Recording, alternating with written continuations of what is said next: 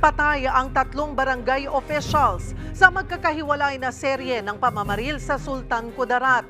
Para bigyan ng mukha ang balita, Mobile Journal, Kayla Makantan.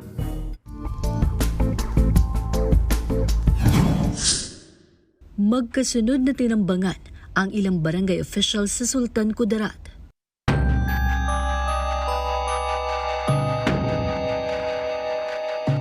Naglalakad pa uwi galing sa isang event ang mag-asawa at kapwa barangay officials ng Bulibot na sina Kapitan Ismael Latif Mustafa at Secretary Rahima Maulana Mustafa nang atakihin sila alas 10:30 ng gabi nitong August 18.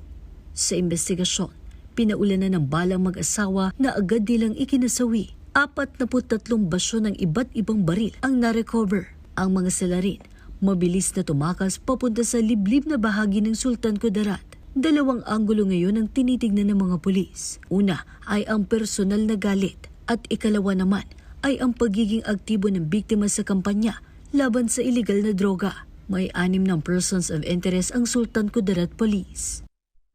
Titingnan natin yung flow ng galaw ng mga tao. Nagkahiwalay si Kapitan pati yung asawa niya. Kasi yung asawa niya ay she was trying to escape. Tumakbo, hinabol, binanatan, then yung traces of exit ng mga tao is along the river na po.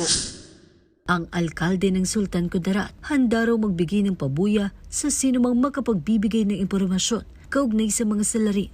Ako po'y magbibigay ng 200,000 kung sino ang maka-identify doon sa mga culprits na yon, no? Para at least maano natin ang hustisya. Makalipas lang ang 20 oras, isang insidente ng pamamaril uli ang naitala. Ang biktima, si Barangay Lagilayan Chairman Amado Serra Jr., 62 years old, alas 5:45 ng hapon noong August 19. Nang buntutan umano ng riding in tandem ang biktima na minamaneho ang kanyang pickup truck. Ang Isulan Police, hindi na muna raw maglalabas ng iba pang detalye habang patuloy ang kanilang investigasyon. Mobile Journal, Kayla Makantan, hatid ang mukha ng balita.